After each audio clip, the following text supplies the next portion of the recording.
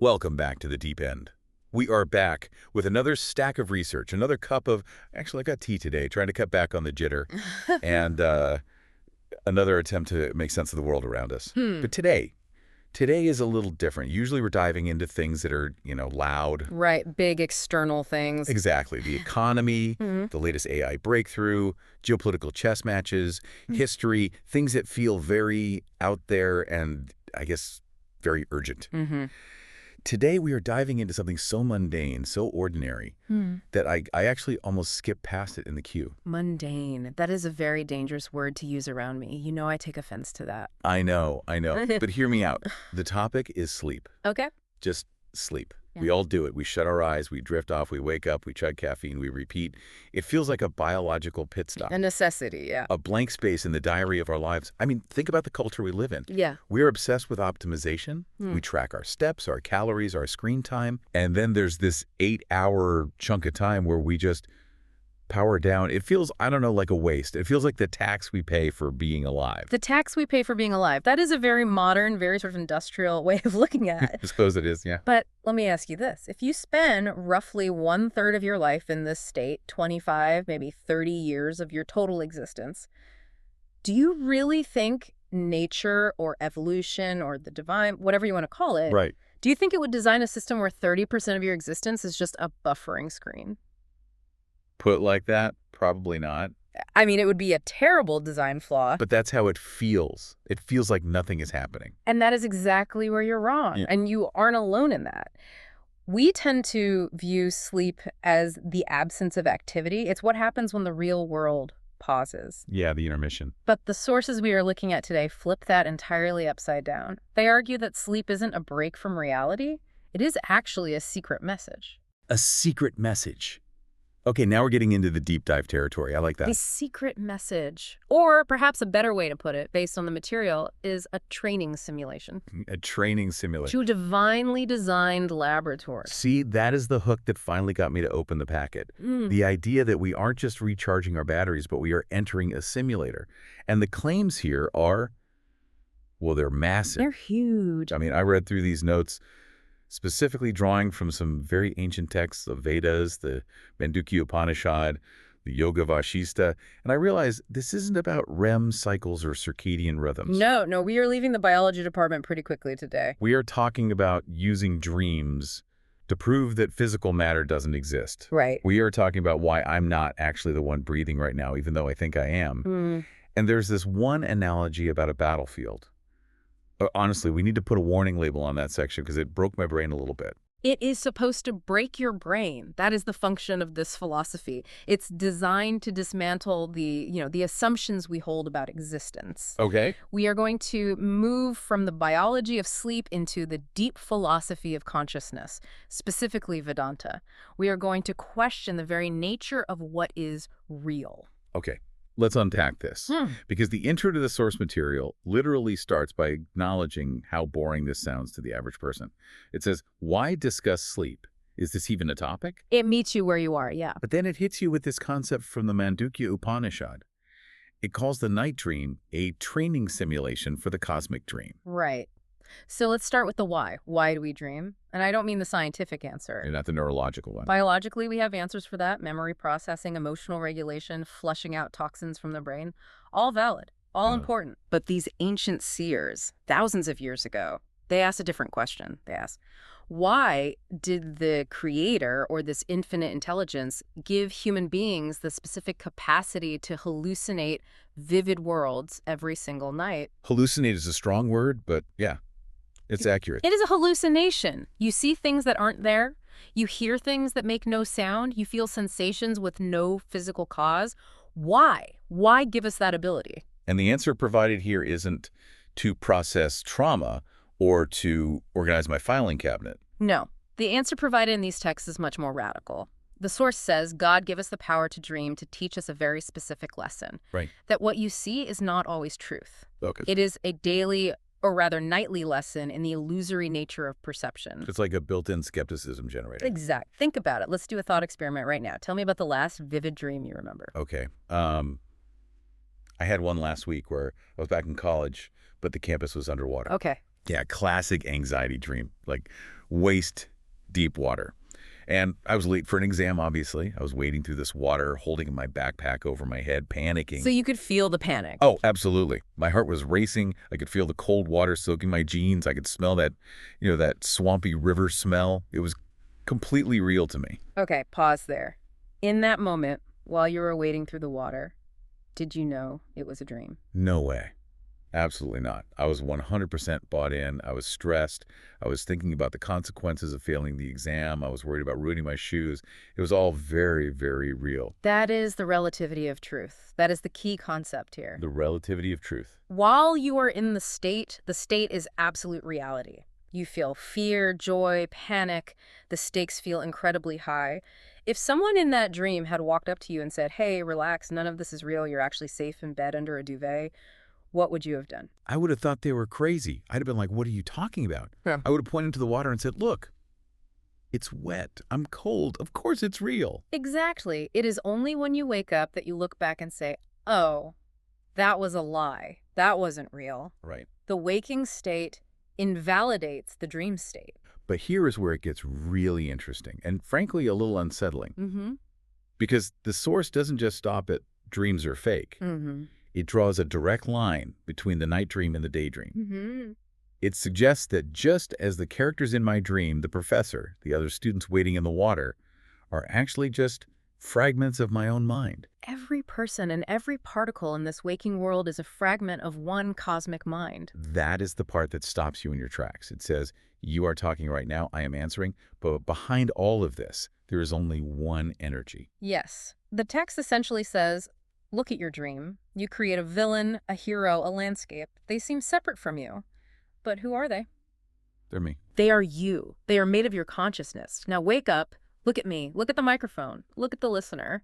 The source argues that we are all just characters in a much larger, more complex dream being dreamt by the cosmic mind, or God. So the night dream is a small-scale model, a tutorial level almost. It's a clue, yes. It's like the universe whispering, hey, you know how you fooled yourself last night with that underwater campus? What makes you think you aren't fooling yourself right now? Precisely.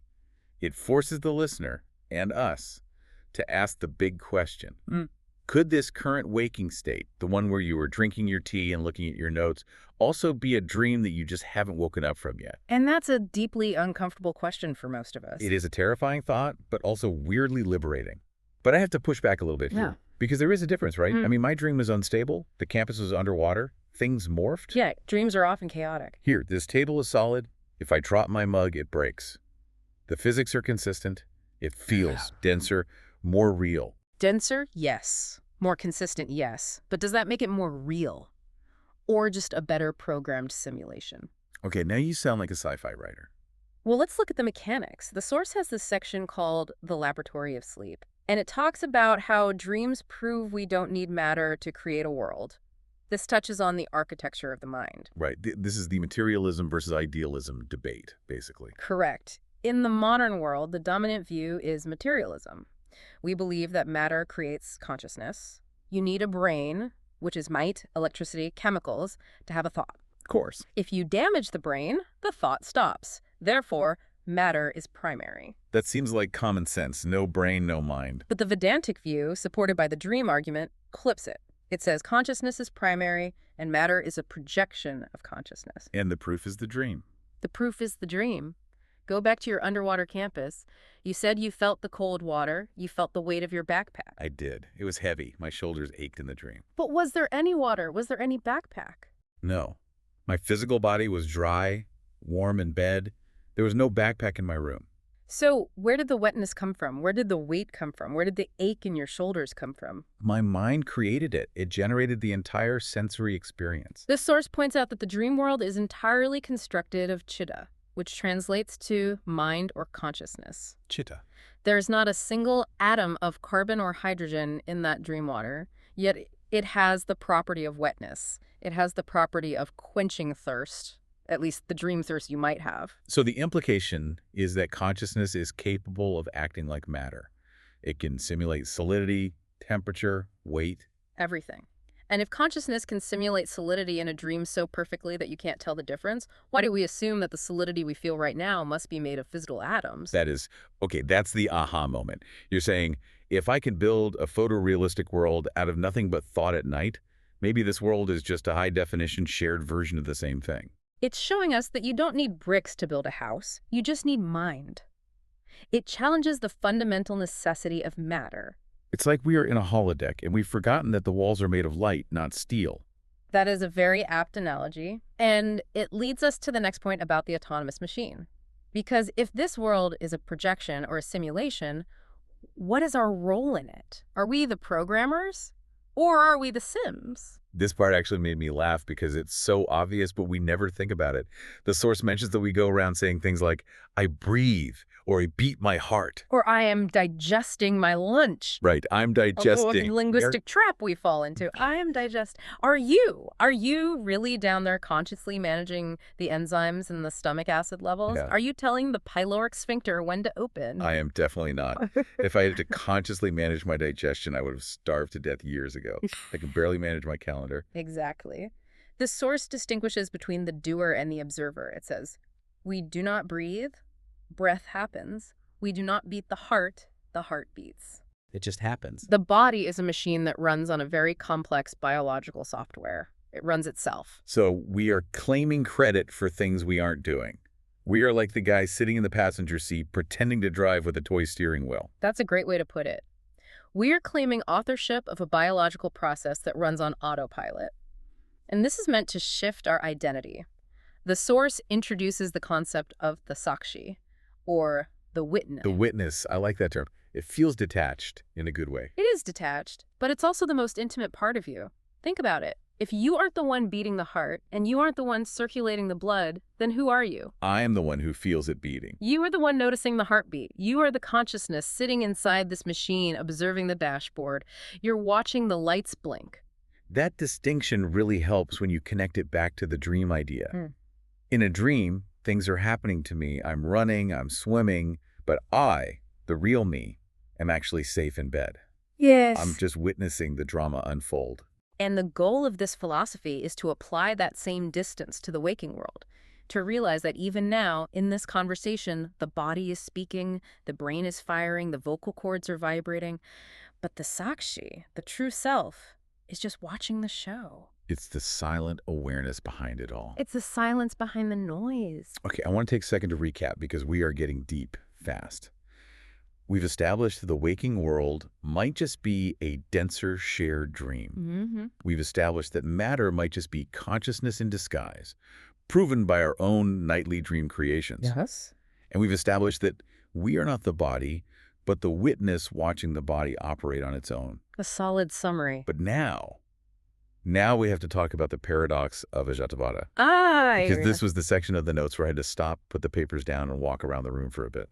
It is the most difficult concept in Advaita Vedanta, Ajattavada. It is the philosophical climax of this entire line of thinking. It's the summit of the mountain. Can you define that for us? Because on the surface, it sounds, I don't know, impossible. Actually, it sounds insulting to anyone who has lived a hard life. I understand that reaction completely. Ajattavada translates to the theory of non-creation or non-origination. Non-creation, meaning the universe wasn't created, that it doesn't exist. It means the universe was never actually created. It means that ultimately, from the absolute perspective, nothing has ever actually happened. Okay, see, that's where you lose me. And I think that's where you lose the listener. I drove to the studio today. I paid for parking. I stubbed my toe this morning, and it still hurts. Right. Things are definitely happening. History is happening. Wars are happening. People are suffering. To say nothing happened feels like gaslighting on a cosmic scale. I hear you. And the sages who wrote this knew that reaction would come. That's the natural human in the dream reaction. So they don't ask you to just accept it on faith. Okay. They use the dream logic to prove it. They use a very vivid, almost violent analogy to explain this paradox, the battlefield analogy. Right. This is what I mentioned in the intro. So let's paint the picture. And for anyone listening, really try to visualize this. Yes. Close your eyes if you have to. This is important. You are having a dream. And in this dream, you are a soldier. You are in the middle of a massive war. We were talking full-scale cannons, swords, chaos. It's not a vague dream, it's hyper-realistic, gritty. Totally. You can hear the screams of the wounded. You can smell the smoke and the gunpowder. You see your best friend next to you get struck by an arrow and fall. You feel the grief, the rage, the adrenaline. You are fighting for your life. It is a history-altering event. Within the dream context, kingdoms are rising and falling, lives are being lost. The tragedy is immense, the emotional weight is unbearable. Right. And you are in the thick of it. You are crying over your friend's body and then burring. Your alarm goes off. The sound cuts through everything. You wake up. You are in your bedroom. Mm-hmm. It's quiet.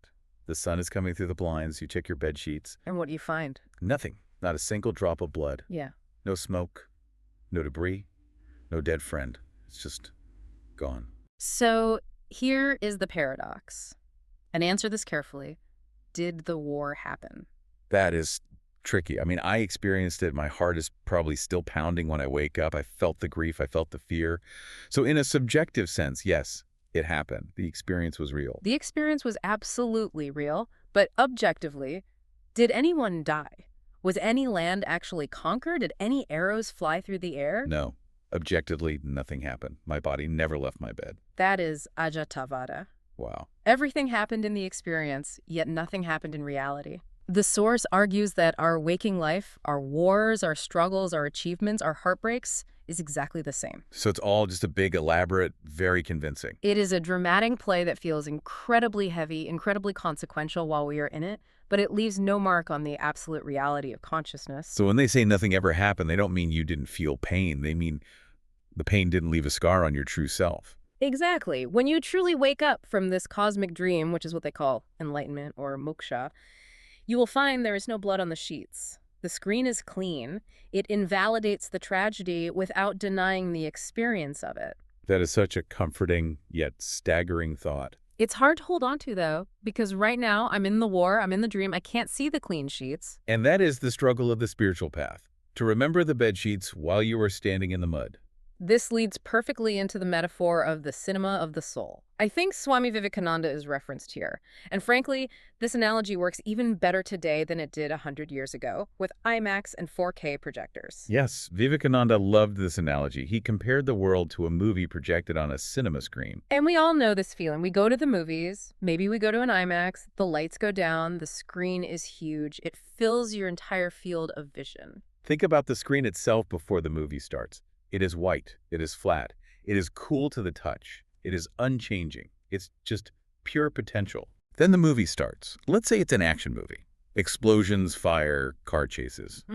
Or maybe a disaster movie with a tsunami. The screen looks like it's on fire. It is filled with orange light. Or it looks like it's drowning in blue water. It seems to be in total chaos. But does the screen get hot? Does the screen get wet? No. The screen is completely unaffected. It is utterly indifferent to the content. You could project 1,000 years of war onto that screen, and when you turn the projector off, the screen is as pristine as the day it was made. The source says, you are the screen. Yes. God or consciousness or the self, whatever label you prefer, is the screen. The world, your body, your ego, your life story, that is the picture flickering on top of it. And we get confused. We think we are the character in the movie. We think, oh no, I'm on fire, I'm drowning, I'm dying. Exactly. We identify with the changing picture instead of the unchanging background. The source says the goal of spirituality is simply to shift your identity, to realize, I am not this body that is aging and hurting. I am the screen on which this body is dancing. You are not what you think you are. You are the one watching the drama. That's the quote. It's an identity shift from actor to audience. Or rather, from character to screen, because even the audience is separate and watching. The screen is the very support for the movie. Without consciousness, the world cannot exist. Just as without the screen, the movie cannot be shown. It changes how you view your own problems. If I lose my job, that's a plot twist in the movie, a dramatic scene. But the screen is fine. The screen doesn't need a job. The screen doesn't have a mortgage. The screen has no anxiety. But the character sure does, and this is where the rubber meets the road. Yeah. Because eventually the movie ends, the credits roll, we call that death. And the source has a very interesting take on death, rebirth, and the unfinished script. This is where the sleep analogy becomes very practical for alleviating the fear of death. The source explicitly frames death not as an end, but as a scene change. It compares death to the nightly cycle of sleeping and waking, which I guess makes sense. We disappear every night. We practice non-existence. Right. Think about what happens when you go to sleep tonight. The world of the Deep Dive podcast will disappear. It will die for now. The studio, the tea, the microphone, gone. Oof. And a new world, a dream world will be born. You will enter a new scene.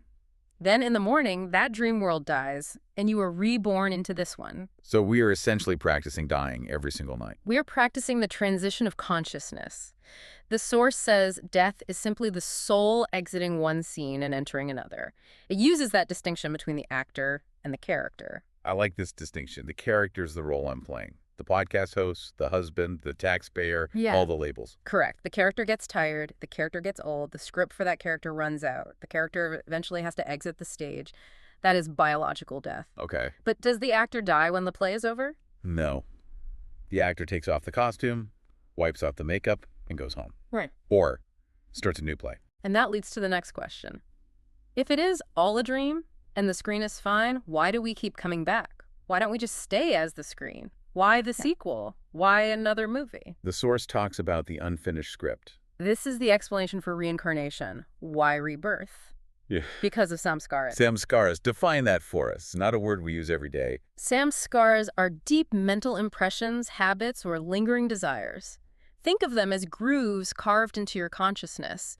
The source explains it like an addiction to the story. Like binge watching. Exactly like binge watching. We are so hooked on the drama, so convinced that it's real, that when one movie ends, we immediately demand the next one. We can't let go. We have unresolved issues. Oh, I didn't get the girl in that life. I didn't become rich in that life. I want to get revenge on that guy who wronged me. We want a sequel. We want closure. Or a do-over. Or we want a different genre. That tragedy was too sad. Give me a romantic comedy next time. As long as you believe the dream is real, you remain trapped in it. You finish one movie, and because you are still emotionally invested, you still have desires, hatreds, unfinished business, the projector immediately starts the next reel. It's the cliffhanger effect. Yeah. We can't let it go. We have to know what happens next. So how do we break the cycle? How do we stop the projector? The source talks about liberation or mukti, Yes. but it clarifies that liberation doesn't mean dying. No, and that is a common misconception. People think spiritual liberation means leaving the body or floating off into the clouds, annihilating yourself. But the source references Yogananda and the concept of Jivanmukta. Jivanmukta, liberated while living. It means realizing while you are still in the dream that it is a dream. Lucid dreaming. Lucid living, exactly. Have you ever had a lucid dream? Once or twice. It's a wild feeling. You suddenly look at your hands or see something impossible and go, wait a minute, I'm asleep. And what happens to the fear in that moment? It vanishes. Yeah. Instantly. If a monster is chasing me and I realize it's a dream, the monster becomes almost funny. Right. I know it can't hurt me. I might even turn the monster into a puppy. Or I might just fly away. I'm in control. The monster might still be there. The scenario might not change instantly, but your relationship to the monster changes completely. You are no longer the victim. You are the master. Okay. That is Jivanmukta. You still live in the world. You still pay taxes. You still eat. You still get sick. But you know it's a simulation. You know it's a play. So the suffering loses its sting. You stop taking the drama so seriously. You can play the role of angry employee or stressed parent without actually being stressed deep down. You play your role perhaps even better than before because you aren't crippled by anxiety about the outcome. You know the screen can't be burnt. You are free. That is a powerful state of mind. Yeah. It's like having a cheat code for life. But there's one more element of this simulation that we have to touch on, and it's the thing that binds us the most.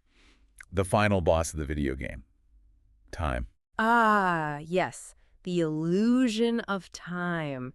The master binder. This source gets into the elasticity of time in dreams. And this is something everyone has experienced. You hit the snooze button, you sleep for 9 minutes.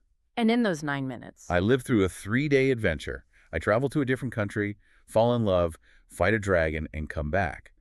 Then I wake up and realize less than 10 minutes passed. It makes no logical sense. It proves that time is subjective. It is not a fixed universal clock ticking away. The source calls time merely a movement of the mind. If the mind moves fast, time stretches.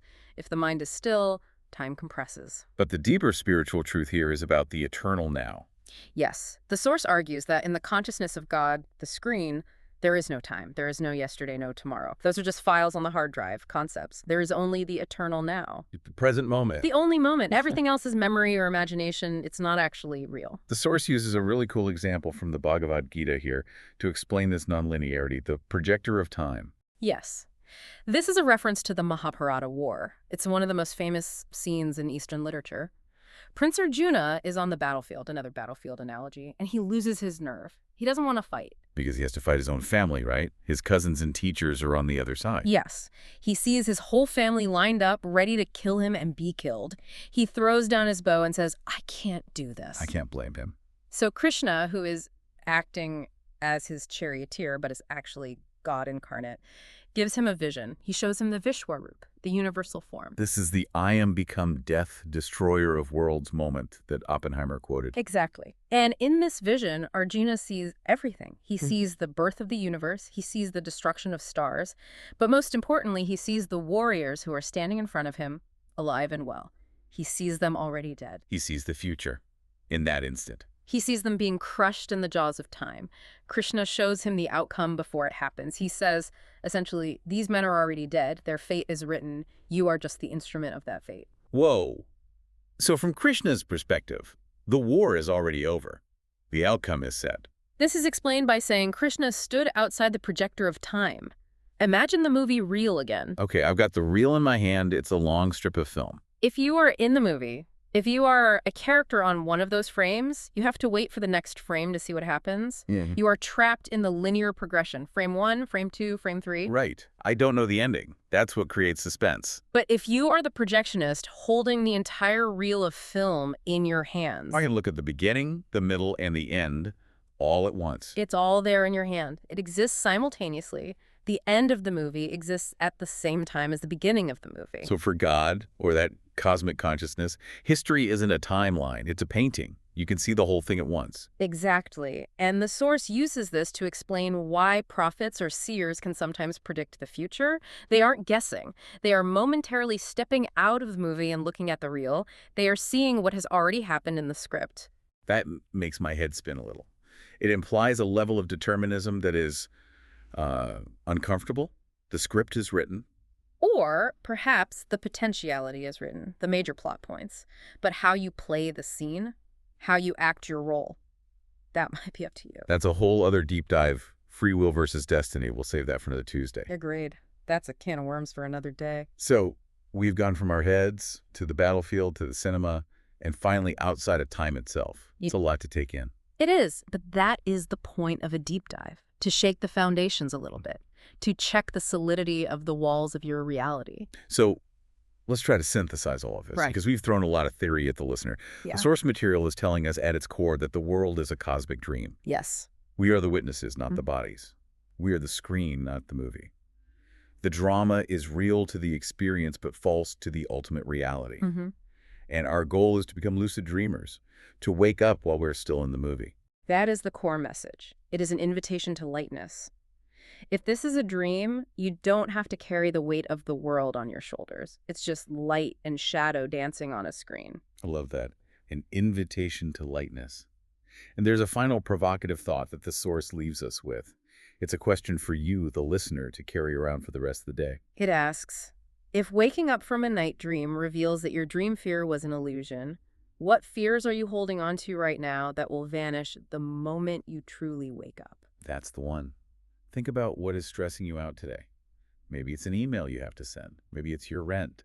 Maybe it's a health scare. From the perspective of the Sakshi, from the perspective of the screen, those are just shadows. They are just flickering images. They cannot touch you. It doesn't solve the rent problem, but it might solve the panic about the rent problem. And that makes all the difference in the world. It changes how you approach the problem. Absolutely. Now, usually we wrap up here. Mm. But the source material ended with a teaser that we simply cannot ignore. We have established that the world is a dream. We've established it's a simulation. Yes, that's the premise we've built. But that raises a much darker question, one that I know some listeners are shouting at their speakers right now. If this is God's dream, why is it a nightmare for so many people? Right. It's easy to call it a dream when you're comfortable, when you're sitting in a warm studio. But why does the dream contain cancer? Why does it contain poverty, war, genocide, and suffering? If the dreamer is God, is the dreamer cruel? That is the problem of evil, and it is a heavy one. It's the ultimate challenge to this worldview. It is the inevitable next question. If we are in a simulation, why is the difficulty setting turned up so high? Why does the script contain so much tragedy? And that is exactly what we are going to dive into next time. We are going to look at the problem of suffering through this same lens. It's going to be intense, but I think after today, we are ready for it. We are building the foundation. This was step one. Exactly. But for now, maybe take a nap. See what the laboratory of sleep has to teach you tonight. And try to remember, it's just a movie. Thanks for listening to The Deep Dive. We'll see you in the next stream.